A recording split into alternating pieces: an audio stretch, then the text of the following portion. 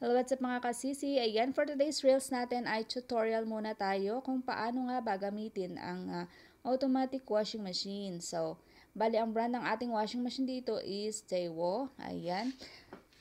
Well, nakalagay na ako kanina dito ng fabric conditioner at saka detergent. So, dito siya.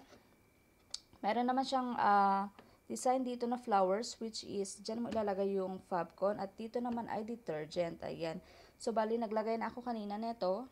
Ayan, close na natin. Then, ito naman yung kanyang options. Ayan. Pwede siyang sa cotton, intensive, synthetic, rapid, tapos memory, economy, jeans colored, tapos duvet. Pwedeng delicate, sports, curtain, wool, allergy, tapos ito naman yung extra rinse, at saka ito naman ay drain, at saka extra spin. So, pwede mo rin siyang i-settings kung gusto mo. I mean, i-set up or palitan yung settings niya kasi naka-automatic setting na siya. So, bali dito naman is yung temperature. Ganyan. Pipili ka lang dyan halimbawa. Halimbawa, ilagay muna natin siya sa cotton, kunyari. Tapos, ito yung temperature niya. Pwede kang, bali naka-automatic na siya, which is 60 degrees at saka 2 hours and 10 minutes. Pwede mo rin naman siyang palitan dito. Temperature, ayan.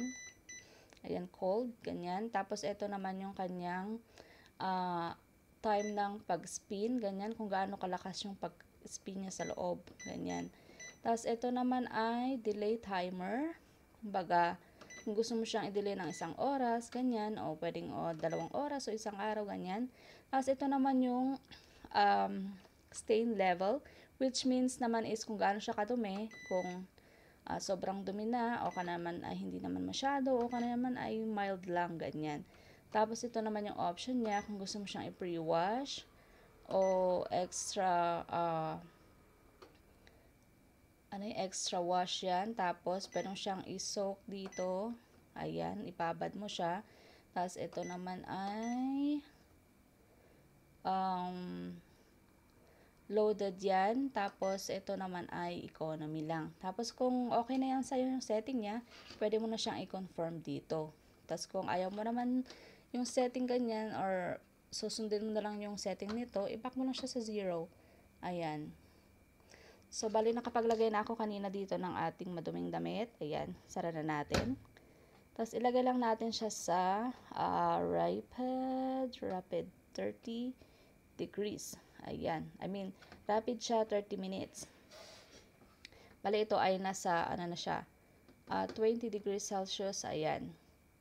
Hindi ko na siya i-confirm kasi naka-automatic na yan. Bali, i-press ko na lang yung kanyang start button.